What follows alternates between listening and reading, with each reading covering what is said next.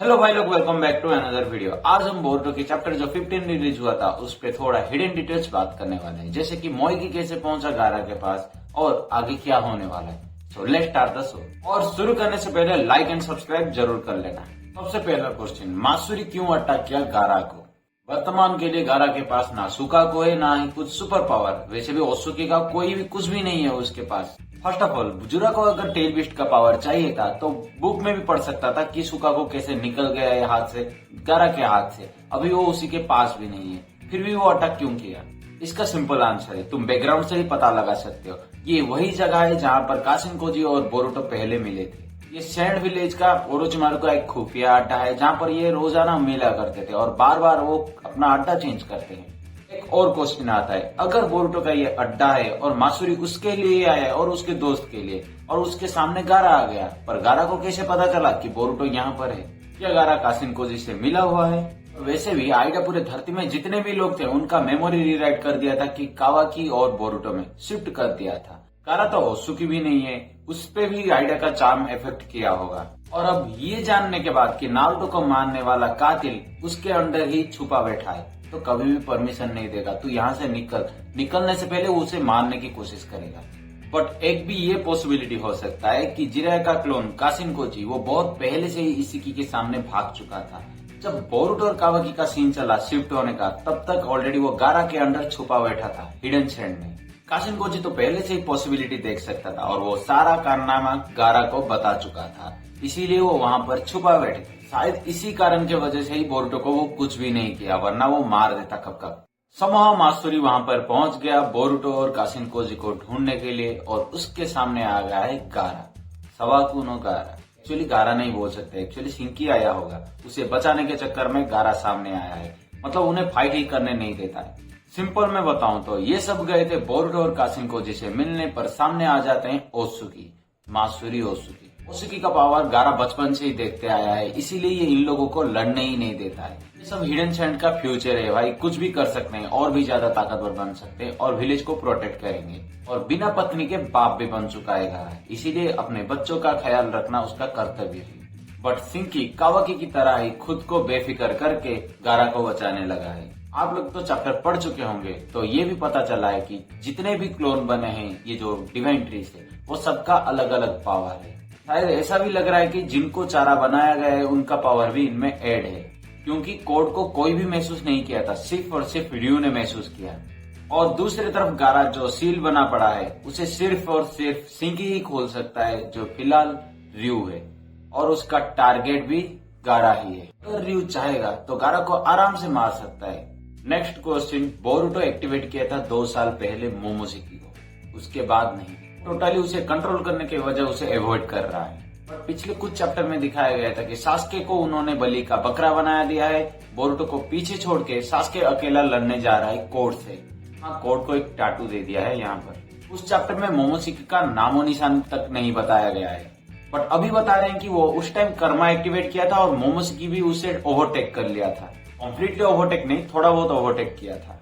और उसके बाद वाले चैप्टर में भी ये भी दिखाया गया है कि कोनोहा के कुछ निंजा ढूंढ रहे हैं बोरुटो को, और बोरुटो छुपा बैठा है। उस टाइम उसे काशिनकोजी मिलता है, मतलब वो मेंढक के जरिए मिलता है और टेलीपोर्ट करके हिडन सैंड में ले जाता है, खुफिया अड्डा ओरोचिमा। क्वेश्चन यहाँ आता है, सास्के जब लड़ रहा था बोरुटो क्या सीधा भाग गया कोड के सामने से चलते हुए, क्योंकि उसे टेलीपोर्टेशन पता नहीं था तब तक। ठीक है, वो भागते हुए चला गया, पर कोनोहा को निंजा के सामने वो कैसे आया? वो उसे फॉलो कर रहे थे जब वो काशिनकोजी उसे टेलीपोर्ट करके ले आया। या उस टाइम वो मोमोशिकी का हेल्प लिया था? ऐसा लग रहा है कि वो मोमोशिकी के जरिए ही वहां पर भाग के गया है। इन सब बातों के बीच से पता चलता है आमाडो कितना सेल्फिश है। वो कावाकी पे लिमिट लगा बैठा है कि कभी भी अटैक करेगा तो ज्यादा पावर से नहीं कर पाएगा, उसे पता नहीं चलेगा, पर उसे कोई मारता है तो जल्दी रिकवरी कर लेगा, यानी कि कावाकी को वो मरने नहीं देना चाहता है। उसका रीजन है उसकी बेटी का सारे के सारे डाटा कावाकी में है। अगर कावाकी मर गया तो सब खत्म, इसीलिए उस डाटा को उससे चाहिए और वो अपने बेटी को बचाना चाहता है। इतने में ये भी पता चलता है कि गारा के सारे मेंबर्स के बाद कुछ हिडन पावर्स है जो सब एक्टिव नहीं कर पाए थे, काशिनकोजी, बोरो और डेल्टा। बोरो तो मर चुका है, काशिनकोजी कर चुका है ऑलरेडी, अभी बचा है डेल्टा। उसका सुपर पावर क्या हो सकता है? जो भी सुपर पावर होगा वो कावाकी के जरूर हेल्प करेगा। कावाकी और बोरुटो फिलहाल मिलकर लड़ने वाले हैं, वो भी जुरा के अगेंस्ट। अगर जुरा मर जाएगा तो उसके बाद होगा बोरुटो का फर्स्ट चैप्टर। हाँ सही सुना, कावाकी वर्सेस बोरुटो होने वाला है। उससे पहले जुरा को मरना होगा और जुरा का मरने का कारण कोड होगा। वर्तमान के लिए कोड के साथ एक डील हुआ है कि बोरुटो और उसके दोस्त कासिन कोजी, किसी को भी पता नहीं वो कासिन कोजी है आमाडो के अलावा, उन दोनों को मार देगा तो चक्रा फ्रूट डिवोर करने के लिए जुरा देगा, परमिशन देगा। पर जुरा के बातों से लगता है कि वो कोड को कभी भी चक्रा फ्रूट नहीं देगा, मतलब डील कैंसिल करने वाला है। वैसे भी कोड बोरुटो को नहीं मार पाएगा, अगर मार देगा तभी भी जुरा नहीं देने वाला है चक्रा फ्रूट, वो बस उसको चारा बना रहा है। पूरे नारुतो बोरुटो सीरीज में एक भी कोड जैसा इंसान नहीं देखा मैंने, इतना बड़ा बेवकूफ इसीलिए बोला कि वो बोरुटो के सामने हार गया और बोरुटो को जुरा हरा दिया, और फिर भी ये सब देखने के बाद वो जुरा पे अटैक कर रहा है खुल्लम खुल्ला। अगले 2-3 चैप्टर के अंदर बोरुटो और कावाकी मिलकर जुरा पे अटैक करने वाले हैं और जीतने भी वाले हैं। जुरा को मार तो नहीं सकते, शायद सील कर सकते हैं। इतना बोरुटो ताकतवर बन रहा है, उससे 1000 गुना ज्यादा मोमोशिकी ताकतवर बन रहा है। अगर बोरुटो एक बार कंट्रोल हरा दिया तो जुरा के साथ साथ पूरा कोनोहा को तबाह कर देगा। कावाकी को डिवोर करवा के उस चक्रा फ्रूट को खुद खा जाएगा। जुरा एक्चुअली हिमोमारी से कोई लेना देना नहीं, सिर्फ और सिर्फ वो नारुतो को मारना चाहता है। नारुतो और नाइनटेल दोनों एक ही साथ रहते थे, एक ही बॉडी में, इसीलिए उन दोनों का चक्रा मिल चुका था। जुरा को भी फील हुआ था सिर्फ और सिर्फ नाइनटेल का चक्रा। जब नारुतो के अंदर वो खत्म हो गया तब वो हिमोमारी के अंदर से रिबर्थ ले लिया। बोरुटो पे इसीलिए नहीं लिया क्योंकि मोमोशिकी के अंदर था, वो पूरा एब्जॉर्ब कर चुका था। वो चीज डायमंड और जुरा ही महसूस किए थे और जुरा डायरेक्ट उसके सामने आ गया और साफ साफ बोले तो वो नाइनटेल के पीछे पड़ा है नारुतो समझ के।